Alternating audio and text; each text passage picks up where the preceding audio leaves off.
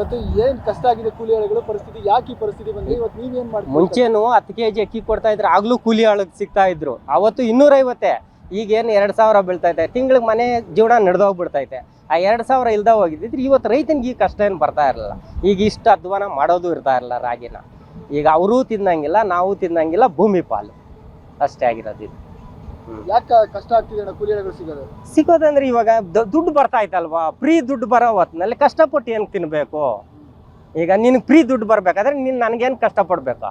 ಪಡಂಗಿಲ್ವಲ್ಲ, ಅದೇ ಕಷ್ಟ ಬಂತು. ಎಷ್ಟು ಡಿಮ್ಯಾಂಡ್ ಆಗಿದೆ ಕೂಲಿ ಆಳುಗಳಿಗೆ? ವಿಪರೀತ ಅಲ್ವಾ, ವಿಪರೀತ ಡಿಮ್ಯಾಂಡ್. ಸಿಗೋದೇ ಇಲ್ಲ. ಊರೆಲ್ಲ ಹುಡ್ಕೊಂಡ್ರೆ 10 ಜನ ಸಿಗೋಲ್ಲ.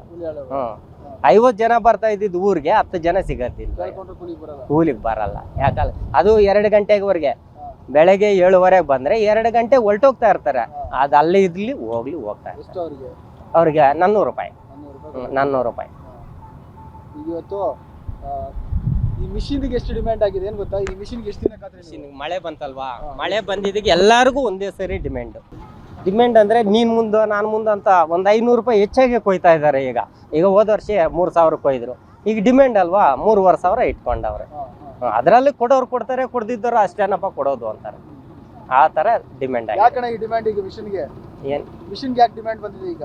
ಅದೇ ಹೇಳ್ತಾ ಇದ್ವಲ್ಲ, ಎಲ್ಲರಿಗೂ ಒಂದೇ ಟೈಮ್ ಬಂದ್ಬಿಡ್ತು. ಮಳೆ ಬಂತಲ್ವಾ, ಮಳೆನಿಂದ ಇವಾಗ ನಂದು ಮುಂಚೆ ಕೊಯ್ಯೋಣ, ನಾನು ಮುಂಚೆ ಕೊಯ್ಬೇಕು ಅನ್ನೋ ಡಿಮ್ಯಾಂಡ್ಗೋಸ್ಕರ ಮಿಷಿನ್ ಡಿಮ್ಯಾಂಡ್. ಸಿಗ್ತಾ ಇದೆ ಹೋಗ್ಲಿ ಕಷ್ಟ. 2 ಮಿಷಿನ್ ಇರೋದು ಊರಿಗೆಲ್ಲ, ನಮ್ಮೂರಿಗೆಲ್ಲ.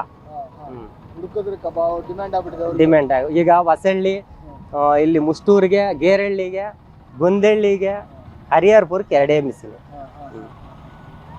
ಕೇಳ್ಕೊಬೇಕು, ಅವ್ರನ್ನ ಕೇಳ್ಕೊಬೇಕು. ನಿನ್ನೆನಿಂದ ಅಲ್ಲಿಗೆ 8 ದಿವಸದಿಂದ ಕಾತಿರೋದು ಇದಕ್ಕೆ. ಇವತ್ತು ಬಂದಿದೆ.